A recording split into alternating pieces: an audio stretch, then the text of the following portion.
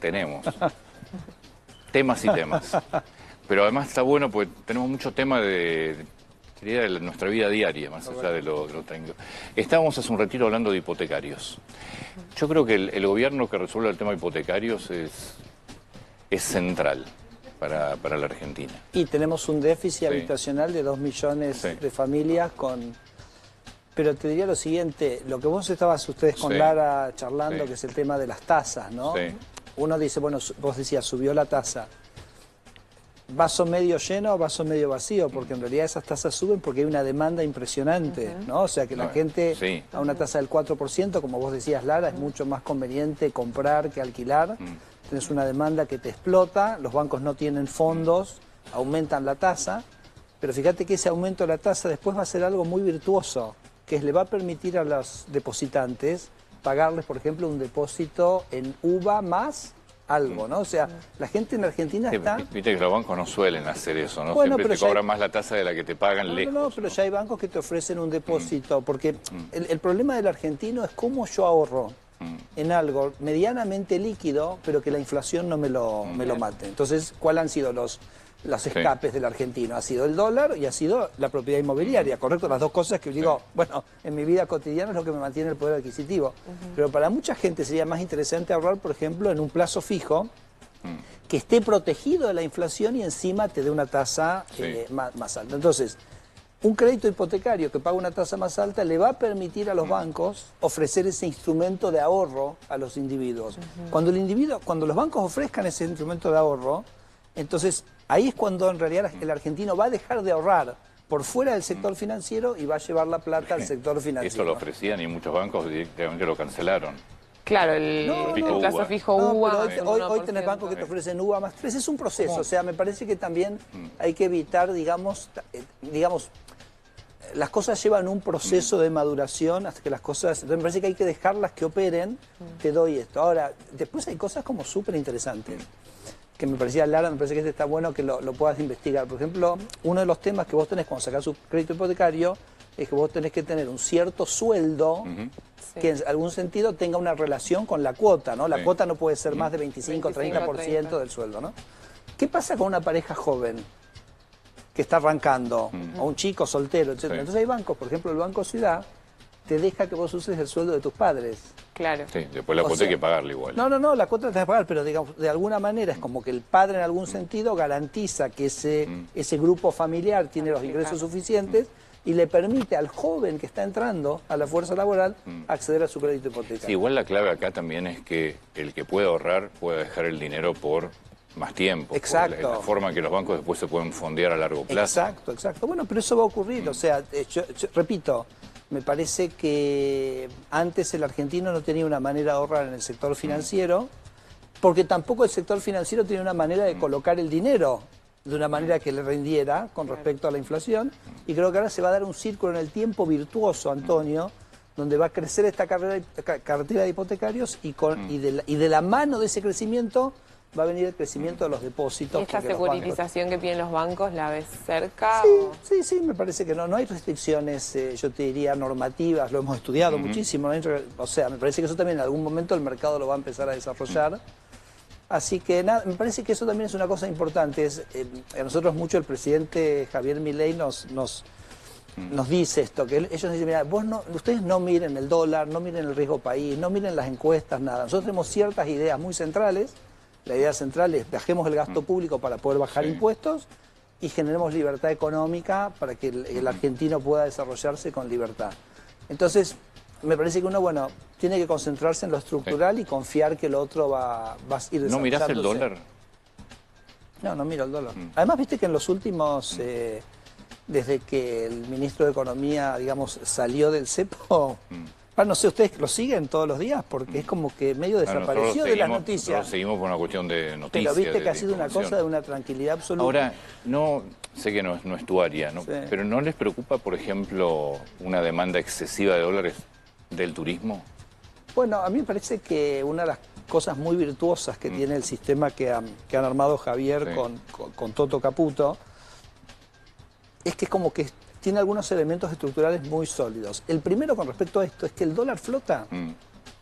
Entonces, si en algún momento vos tuvieras una mayor demanda por dólares, bueno, el dólar entonces se va a acomodar y va a generar el incentivo para que la economía produzca más dólares, que genere más exportaciones, ¿no? Y me parece que eso es una ventaja extraordinaria respecto a otras situaciones que Argentina ha tenido de más rigidez, por ejemplo, si volvés a los 90, ¿no? Eso está claro. Está clarísimo Pero, eso. pero vos necesitas ingresos de dólares porque, entre otras cosas, tenés que juntar reservas. Claro, y por eso hay un mercado libre que va a por otro balancear lado, la oferta con la demanda. Tenés una suba, yo creo que es una suba además de dólares del turismo, porque la Argentina es carísima.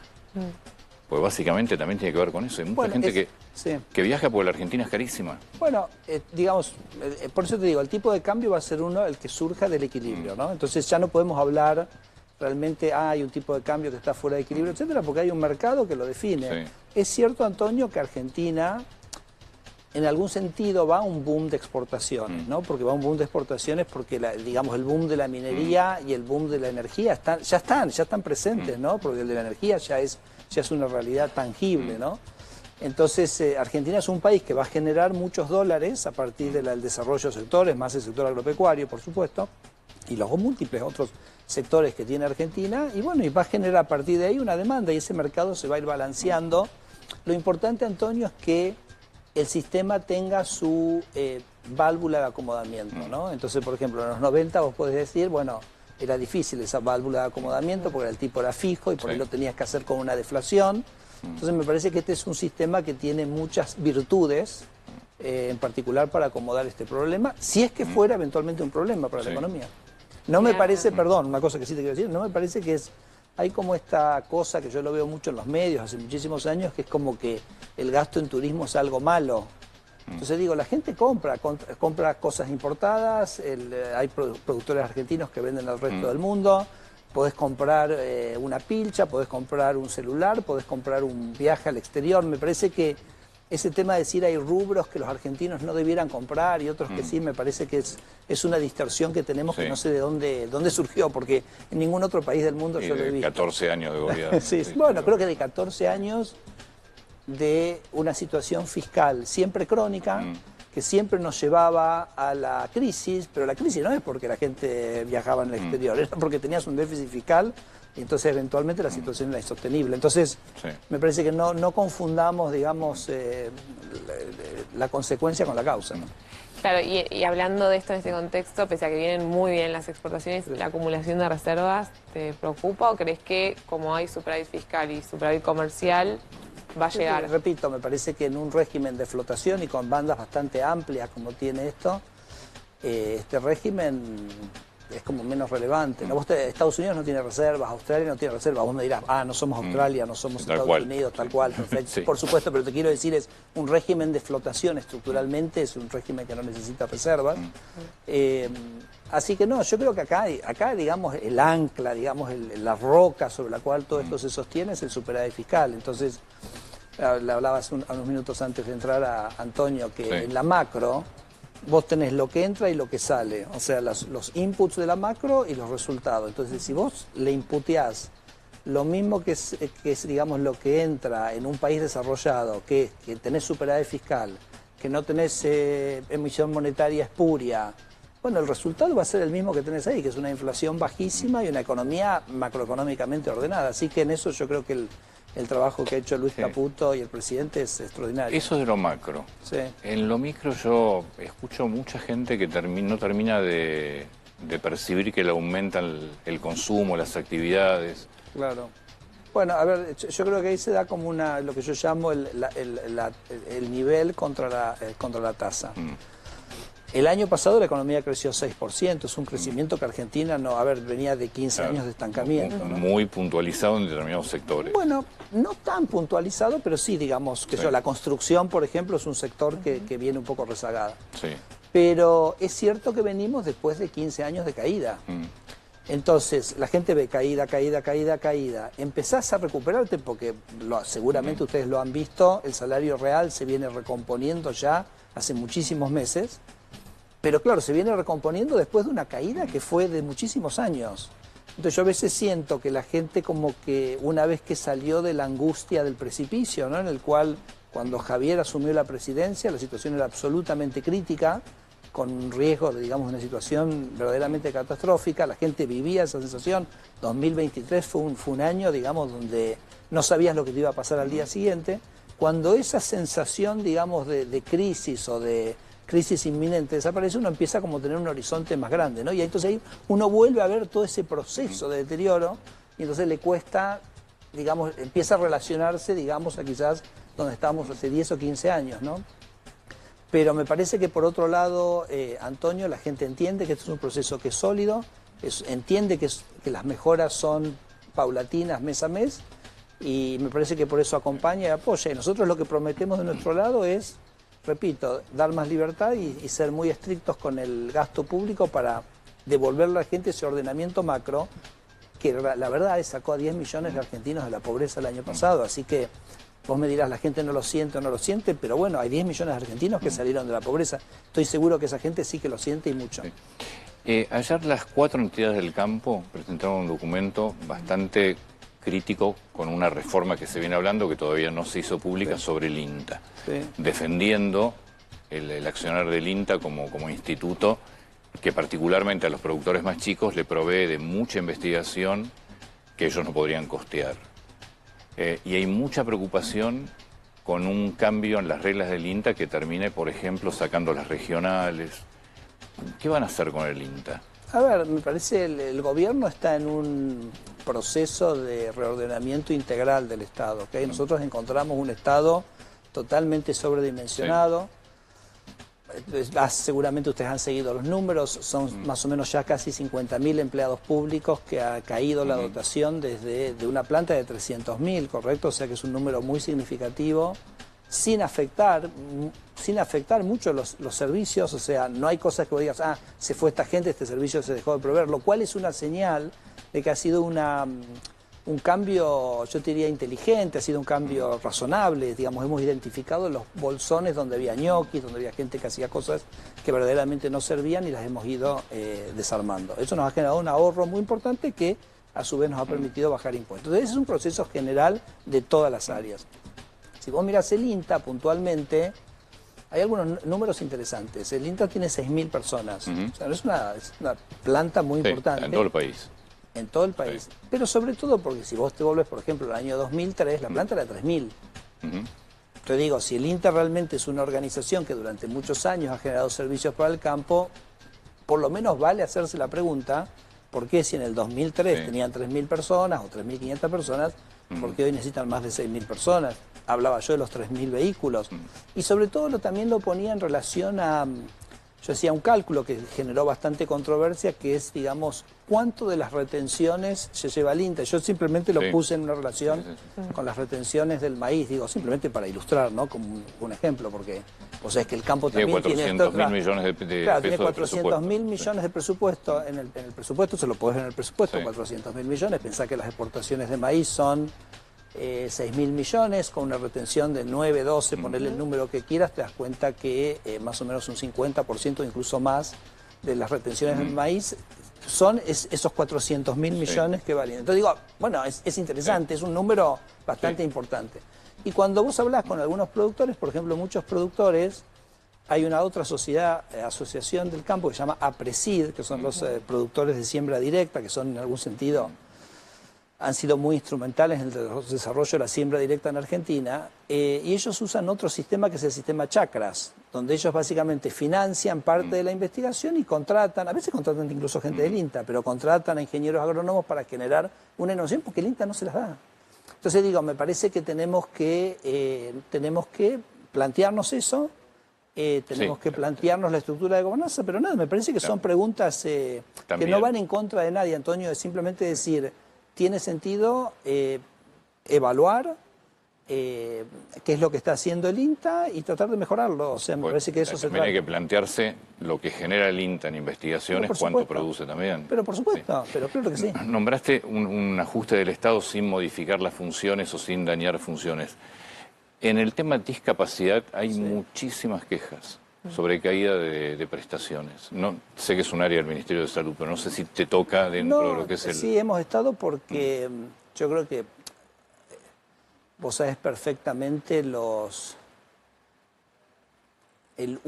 los dislates que ha habido en la administración de Totalmente de acuerdo. Yo te voy a sí, contar, sí. te voy a contar una cosa. Cuando Alberto Fernández, están los videos, ellos hacían peñas políticas. Y en las peñas políticas, para que la gente fuera, ellos entregaban pensiones por discapacidad. Entonces están los videos de Alberto Fernández con el intendente municipal entregando pensiones, decía, bueno, tal, pensión por discapacidad, etcétera. Cuando llegó el director del ANDIS, en la mesa tenía los pilones de los por partido, Sí. por intendencia, los pilones de las pensiones por discapacidad que de alguna manera ellos hacían ese uso político de eso. Entonces lo que ANDIS simplemente está haciendo es básicamente, ni lo llamaría una auditoría, es básicamente un control. A ver, ¿existe la gente? ¿No existe la gente? No, pero eso son pensiones. Lo Sí. que hay nosotros nos llegan muchos mensajes que además los hemos chequeado de pérdida de prestaciones. Sí, no. Porque las pensiones es fácil, Sí. es muy fácil de auditarlas. La recibís, la mereces o no la mereces, eso es fácil. Hay gente que nos dice que, digamos, la estamos convocando y escuchá esto, nos dicen, vengo porque me dicen que estoy cobrando una pensión. Claro, O sea, hay sí, gente por eso, que pero incluso le habían usado el sí. nombre para cobrar la pensión. Así que ese es un trabajo en el cual mi área está como de alguna manera siguiendo, que es el proceso de ordenamiento, Sí. como vos decís, de las pensiones. El resto, me parece una discusión, las leyes de discapacidad no se han cambiado, las prestaciones... Deberían. Las prestaciones a las que tiene que cumplir el Estado. Este es un Estado que además es un gobierno que es muy institucional, o sea, cumple las leyes, cumple los fallos judiciales, etcétera. No ha habido cambios en las leyes de discapacidad. Obra pública, el plan a futuro en los próximos meses es reactivarla más.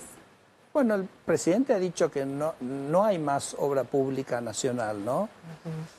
Es interesante el debate porque acá son esas cosas donde el presidente es como que realmente te saca fuera de la caja y en un momento después te das cuenta que tenía razón. Yo siempre cuento un ejemplo, ahora hace un rato que no lo cuento, pero lo podemos repetir. Cuando llegamos, por ejemplo, el gobierno tenía un plan para hacer alcantarillas. Y vos decís, la alcantarilla, en todo el país, ¿no? $1.000 millones, un programa hacer alcantarillas. Por supuesto había una unidad básica de la Cámpora que iba pasando por las municipalidades diciendo, che, ¿querés la alcantarilla acá? Bueno, te pido tanto, ¿no? La alcantarilla es una obra pública nacional. No es municipal. Es municipal. Entonces, ¿por qué la hacía el gobierno nacional? La hacía porque era una manera de generar cierto control del político de las provincias, porque en última instancia eran recursos que vos le podías dar o no dar arbitrariamente a las provincias, pero cuando era en realidad una obligación primaria de las provincias. Entonces el presidente dice, todo lo que es una obra pública provincial, la tiene que hacer las provincias, no la tiene que hacer la nación. Entonces preguntémonos acá, los tres, ¿cuáles serían las obras públicas nacionales? ¿Un hospital? No, claramente provincial. No, hay hospitales nacionales. Si la salud es provincial. Hay hospitales nacionales. Hay algunos que han quedado De hecho, el residuales, Garrahan, que hoy está en conflicto, es la 80% nacional, 20% sí, la ciudad. salud es provincial. La educación es provincial, la salud es provincial, la seguridad es provincial, la justicia es provincial. Este es un país eminentemente federal, ¿no? Rutas, autopistas. Claro, vos decís, nacionales. por ejemplo, espera, te quiero dar un ejemplo que es cercano tuyo, aeropuertos, ¿no? Sí. Che, los aeropuertos, y en Estados Unidos los aeropuertos son municipales. Sí, acá hay provinciales y algunos concesionarios. Pero, por ejemplo, el aeropuerto de Los Ángeles es un aeropuerto de la municipalidad, es un monstruo, ¿no? Es más grande que todos los aeropuertos de Argentina. Está bien, pero esas obras son hasta razonables porque vos podés invertir, pero después cobras un canon aeroportuario que es bastante alto, por cierto. Una ruta vos la podés resolver con peajes, invierte el privado y cobra peajes. Sí. Un hospital no. Claro, bueno, pero un hospital es eminentemente un gasto público que se financia con los impuestos y es eminentemente, ya sea, como te decía, es provincial, excepto un par de hospitales que han quedado históricamente en el gobierno nacional, ¿no? Porque el resto de la obra pública vos podés de alguna manera financiarla desde los privados porque tiene una contraprestación, pero hay algunas que no. Pero volviendo a la pregunta de Lara, o sea, ayer justamente salieron las concesiones, las primeras concesiones para obras viales, porque uno tiene, digamos, la carretera, la estructura vial, ¿no? Fíjate qué interesante esto. El gobierno nacional tiene 40.000 kilómetros de carreteras que son, de las cuales las rutas nacionales que vos conocés son 10.000 de esas 40.000. Las provincias, ¿sabes cuánto tiene de rutas? 200.000. Y las municipalidades de caminos tienen 600.000. O sea, son 40.000, 200.000, 600.000, ¿no? Entonces, incluso las rutas nacionales, habría una discusión posible, porque, por ejemplo, en Estados Unidos el sistema de autopistas el mantenimiento de la autopista dentro de cada estado lo hace el Estado. Tiene subvenciones del gobierno nacional, pero es responsabilidad primaria. Entonces, vuelvo a tu pregunta de la obra pública. Me parece que tenemos que redefinir qué es obra pública nacional, qué es obra pública provincial, y me parece que relativamente son pocas lo que son obras públicas nacionales en un país tan federal como Argentina. Entonces, no esperes, digamos, que desde el gobierno nacional, excepto, como yo te decía, las concesiones de las rutas nacionales, sí, que el gobierno sí lo ha tomado y que lo va a hacer, o la hidrovía, quizás la podrías pensar como otra obra pública que, digamos, es interprovincial, etcétera, entonces nacional, pero el resto va a ser una responsabilidad primaria de las provincias. ¿Te puedo cambiar de tema? Sí, por supuesto. ¿Qué están viendo del programa para la utilización de los dólares del colchón? ¿Funciona, no funciona? ¿Le falta? Pues hablas con los bancos y te dicen que nadie está haciendo prácticamente preguntas. ¿Cómo creen que puede hacer para que... Porque no está funcionando ahora esto. El presidente Milei es un presidente que trabaja ampliando libertades. O sea, siempre te va a dar más opciones. Nunca te va a decir tenés que hacer esto así. Sí. O te va a dar más libertades. Entonces, da libertad y... Vuelvo a lo que hablábamos al principio de los créditos hipotecarios. Tampoco seamos ansiosos de que una cosa, ¿entendés?, tiene que funcionar de un día para el otro. O sea, lo importante es dar libertades. El presidente está preocupado principalmente por esto porque él entiende. Tenemos una economía que está creciendo, una economía que está muy poco monetizada, que vas a tener un aumento grande por la liquidez, la demanda de dinero que va a tener la economía. Van a faltar pesos. Entonces la pregunta, y él no quiere inyectar pesos porque no quiere, digamos, volver a... no hay emisión. No hay emisión. Entonces él está buscando mecanismos para que la economía se monetice solo. Entonces es un proceso que va a ser, que se va a dar de la mano del proceso de remonetización y de recuperación de la economía. El tema es estar la legislación y la normativa, porque lo que se siente hoy es que no tenés seguridad jurídica para sacar el dinero. Faltan algunas cosas de la normativa, pero te repito, no es también vuelvo a esa conversación que yo te decía, que el presidente me dice, no estén ansiosos con el dólar, no estén ansiosos si esto hoy vemos una cosa increíble que ocurra, ¿no? O sea, libertad, hacer las cosas bien, trabajar ordenadamente, y eso, Antonio, al tiempo que tenga que ir, se va a ir dando. Lo importante es que esté la oportunidad para que ocurra. No, es cierto que... Disculpame que o sea, porque yo entiendo que vos estás en un programa de televisión, que es importante, es la noticia del día. Y bueno, nosotros tenemos que pensarlo estructuralmente al tema. Es que vos tenés razón. De hecho, yo siempre lo marcamos acá. Me acuerdo de Milei en campaña. Era el único candidato que te hablaba a un país a 30 o 35 años. Claro. La Argentina, la verdad que es tan vertiginosa que es cierto que uno quiere los cambios ya. Mirá, porque vos venís con una cantidad de cosas que nunca pudiste hacer. Exacto. La gente que no se puede comprar una casa, que la quiere ya. Exacto. O sea, no, y tiene todo el derecho a hacerlo, pero me parece que... Nada, hay que empezar a recorrer un camino con solidez, y eso quiere decir no hacer atajos, no apurarse. Pero vos sabés que ayer nos comentaba el presidente Milei en la reunión de gabinete, él me dice, mira, escribo una nota en el diario sobre política monetaria, 4 millones, 5 millones de views. Escribo una nota sobre crecimiento económico, 1 millón, que es lo que estás diciendo vos, ¿no? O sea, como que la gente también se conecta con sus urgencias, tu día a día, etcétera. Pero bueno, nuestra obligación es trabajar para ese crecimiento a largo plazo, trabajar ordenadamente, no distraernos, estar muy focalizados en lo que el presidente nos está pidiendo y nada, y las cosas, así como dijimos, los créditos hipotecarios, escucha, ya tenemos créditos hipotecarios, hace 2 años no había siquiera créditos hipotecarios, están creciendo fuertemente y estamos permitiéndonos pensar, bueno, ¿cómo va a ser este crecimiento para que llegue a ser 10, 15 puntos del PBI? Y bueno, eso va a ser un proceso y va a llevar años. Ministro, muchas gracias. No, gracias por a el vos. tiempo, por favor. Gracias.